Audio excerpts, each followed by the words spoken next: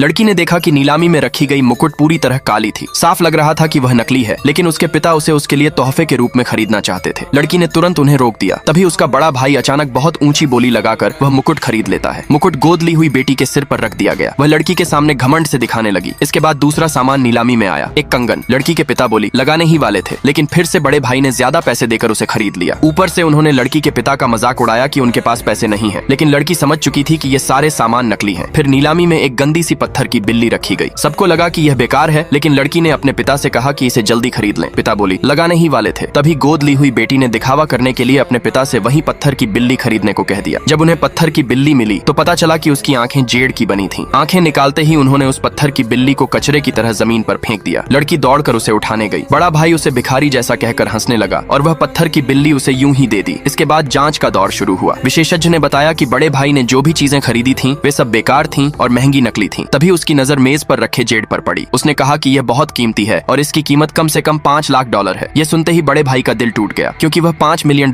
खर्च कर चुका था। तभी लड़की ने कहा कि असली खजाना उसकी पत्थर की बिल्ली है। विशेषज्ञ ने उसे तिरस्कार से देखा और कहा कि यह तो साधारण पत्थर है, लेकिन पिता को अपनी बेटी पर पूरा भरोसा था। लड़की ने अचानक काली पत्थर की बिल्ली जमीन पर दे मारी। उसमें से हरी रोशनी चमक उठी। यह देखकर विशेषज्ञ हैरान रह गया। उसने तुरंत पत्थर की बिल्ली को काटने वाली मशीन में रखा। जैसे जैसे ऊपर की परत हटाई गई, सब दंग रह गए। अंदर एक पूरी जेड की बनी बिल्ली निकली। उसकी कीमत कम से कम $100 मिलियन थी। यह खबर सुनते ही बड़ा भाई सदमे में बेहोश हो गया।